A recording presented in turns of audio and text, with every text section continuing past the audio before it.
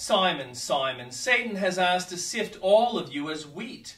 But I have prayed for you, Simon, that your faith may not fail. And when you've turned back, strengthen your brothers. But he replied, Lord, I am ready to go with you to prison and to death. Jesus answered, I tell you, Peter, before the rooster crows today, you will deny 3 times that you know me. Then Jesus asked them, when I sent you without purse, bags, or sandals, did you lack anything? Nothing, they answered.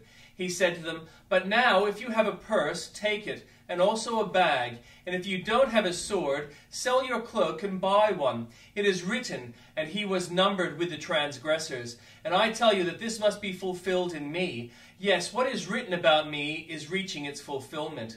The disciples said, see, Lord, here are 2 swords. That's enough, he replied.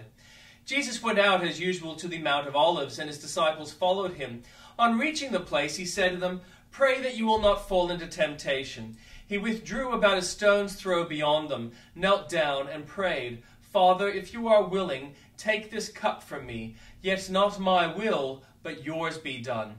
An angel from heaven appeared to him and strengthened him. And being in anguish, he prayed more earnestly, and his sweat was like drops of blood falling to the ground. When he rose from prayer and went back to the disciples, he found them asleep, exhausted from sorrow. Why are you sleeping? He asked them. Get up and pray so that you will not fall into temptation. And the Old Testament reading. At that time, Abijah, son of Jeroboam, became ill, and Jeroboam said to his wife, go disguise yourself so you won't be recognized as the wife of Jeroboam. Then go to Shiloh. Ahijah, the prophet, is there, the one who told me I would be king over his peoples. Take 10 loaves of bread with you, some cakes, and a jar of honey, and go to him.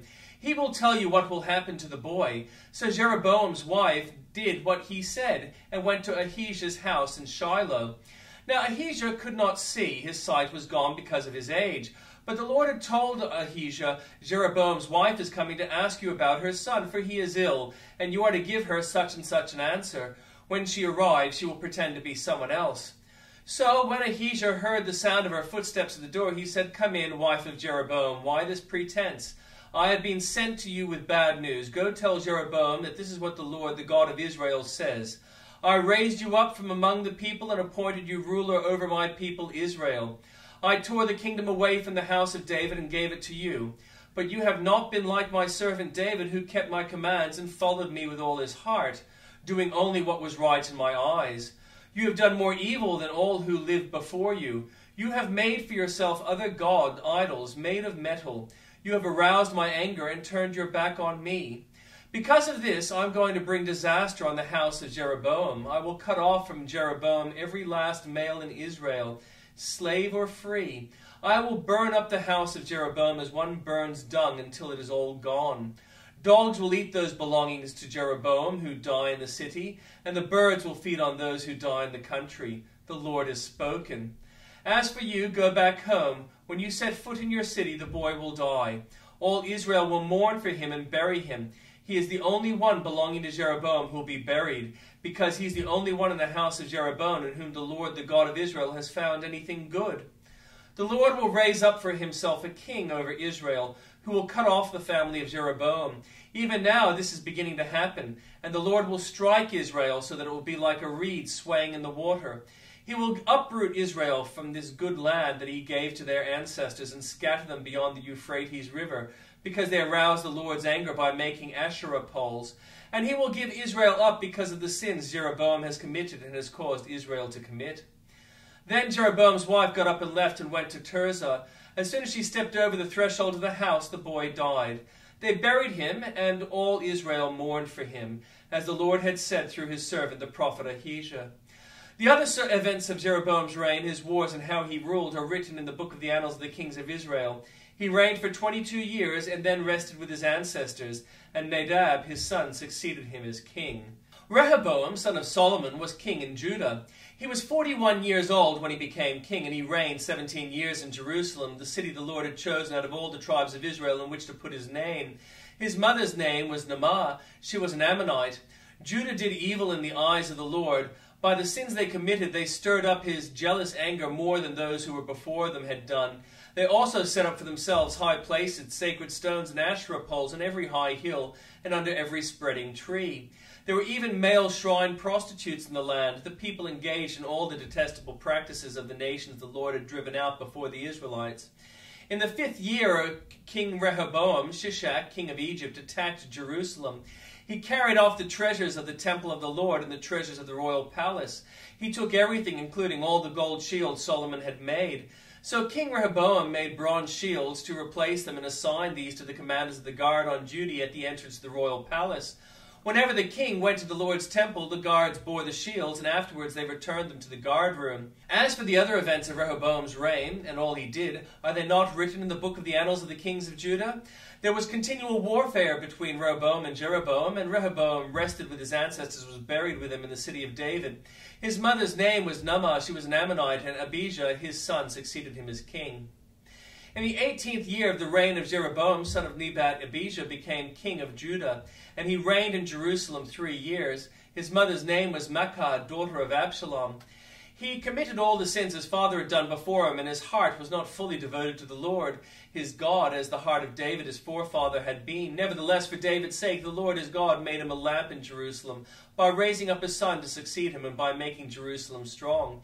For David had done what was right in the eyes of the Lord, and not failed to keep any of the Lord's commands all the days of his life, except in the case of Uriah the Hittite. There was war between Abijah and Jeroboam throughout Abijah's lifetime. As for the other events of Abijah's reign and all he did, are they not written in the book of the annals of the kings of Judah? There was war between Abijah and Jeroboam, and Abijah rested with his ancestors and was buried in the city of David. And Asa, his son, succeeded him as king. In the 20th year of Jeroboam, king of Israel, Asa became king of Judah, and he reigned in Jerusalem for 41 years. His grandmother's name was Maachah, daughter of Absalom. Asa did what was right in the eyes of the Lord, as his father David had done. He expelled the male shrine prostitutes from the land and got rid of all the idols his ancestors had made. He even deposed his grandmother Maachah from her position as queen mother because she had made a repulsive image for the worship of Asherah. Asa cut it down and burned it in the Kidron Valley. Although he did not remove the high places, Asa's heart was fully committed to the Lord all his life.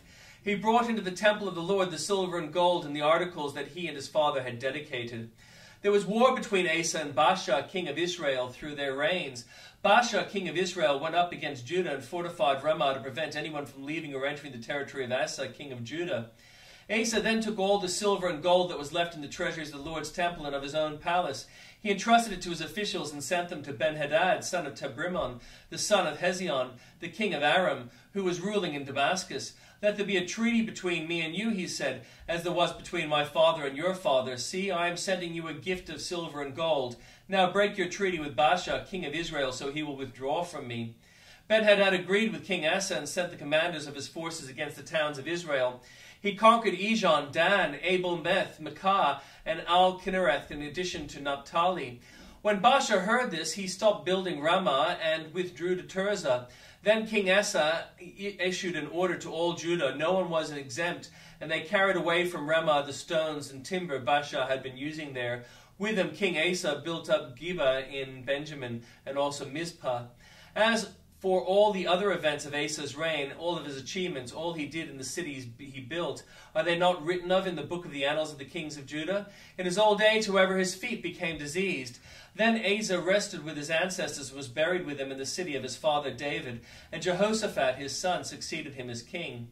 Nadab, son of Jeroboam, became king of Israel in the 2nd year of Asa, king of Judah, and he reigned over Israel 2 years. He did evil in the eyes of the Lord, following the ways of his father and committing the same sin his father had caused Israel to commit.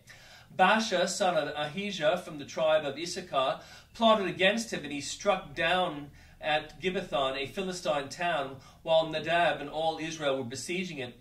Baasha killed Nadab in the 3rd year of Asa, king of Judah, and succeeded him as king. As soon as he began to reign, he killed Jeroboam's whole family. He did not leave Jeroboam anyone that breathed, but destroyed them all, according to the word of the Lord given through his servant Ahijah the Shilonite. This happened because of the sins Jeroboam had committed and had caused Israel to commit, and because he aroused the anger of the Lord, the God of Israel. As for the other events of Nadab's reign and all he did, are they not written of in the book of the annals of the kings of Israel? There was war between Asa and Baasha, king of Israel, throughout their reigns. In the 3rd year of Asa, king of Judah, Baasha, son of Ahijah, became king of all Israel in Tirzah, and he reigned 24 years. He did evil in the eyes of the Lord, following the ways of Jeroboam and committing the same sin Jeroboam had caused Israel to commit.